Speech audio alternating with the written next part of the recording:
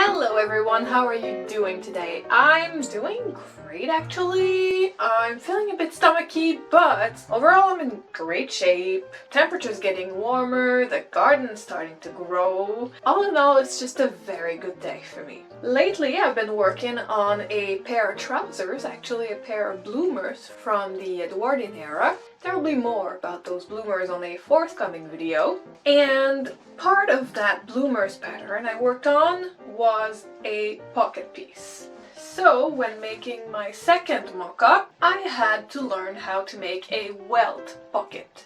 So that here is a welt pocket. So basically there's a slit made on the fabric, the pocket is inserted, and there's a little welt band to hide the pocket slit. This pocket is quite large. As you can see, this one goes almost all the way down to the hip, so it's gonna be very roomy, gonna be able to hold a lot of stuff, at least 2 snacks.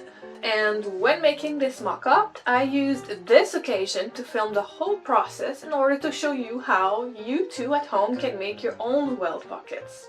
So for this demonstration I used unbleached cotton canvas and I used contrasting thread just to help the camera pick it up. But of course for the final garment I'm going to use better fabric and matching thread. So without further ado, let's get to work!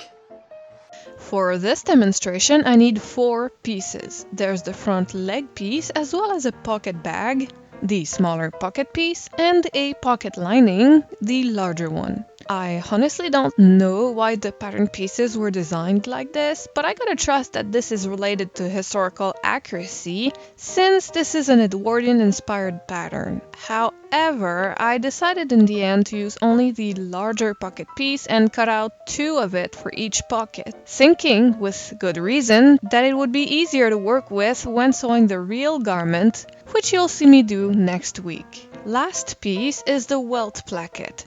Normally on the real garment I'd interface this with fusible interfacing, but a mock-up doesn't need it. I've marked the pocket opening on the leg and on the pocket bag, and the second pocket piece doesn't need it. Now I'm gonna take those 4 pieces and sew them together so that they end up looking like this here. It's a bit wonky, but for a very first welt pocket I think I've done a pretty good job. It has a very comfortable opening and it's deep enough to shove my whole fist in there. First I need to fold the welt bit in 2 horizontally and whip out the sewing machine to sew it on both ends. I then need to trim all the seam allowances, and it's very important to clip the corners as well so that they'll be very sharp when I turn and give them a good ironing. Next, I'm aligning the welt with the center of the pocket opening, with its upper edge towards the front of the garment. The welt is slightly longer than the opening itself, so I'm centering everything before securing it with pins. I'm taking this back to the sewing machine where I'll stitch the welt in place with about a 1/4 inch seam allowance, making sure that I'm not stitching over the edges. After I've clipped the corners and trimmed the seam allowance, I can lay the pocket bag right over it, matching the markings for the opening. I'm pinning everything in place and I'm taking it to the sewing machine where I'll sew all around this long marked rectangle. I'm now ready to slash the opening open, but I'm not cutting all the way from one end to the other. Instead, I'm making the ends into small Ys so that it'll be easier to turn neatly. Turning the pocket bag inside takes some time and requires quite a lot of dexterity, but I'm taking my time and I'm fiddling around to hold small sections taut and to press them with the iron.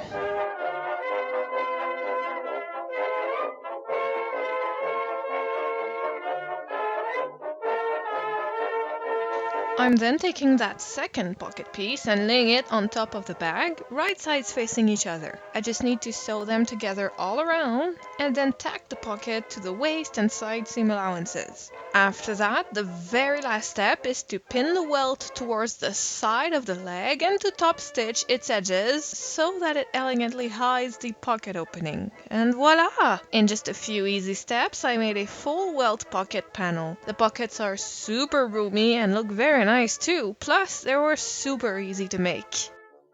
And that's it for today's demonstration. That was a welt pocket. Can you yourself make your own welt pockets, and do you do them differently? If so, please tell me all about it in the comments down below.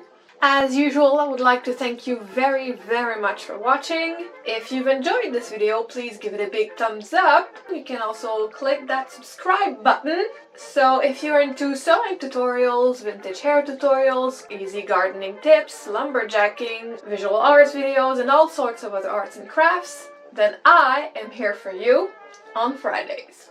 You can also check out my Instagram account at GallicAnglicaRegina. Of course, I'm gonna put a link to it in the description box down below. Until we see each other next time, I hope you have a great weekend. I hope the forthcoming week treats you gently. Please take care of yourself. Please take care of others. Make sure you drink plenty of water. And I'll see you next Friday. Bye!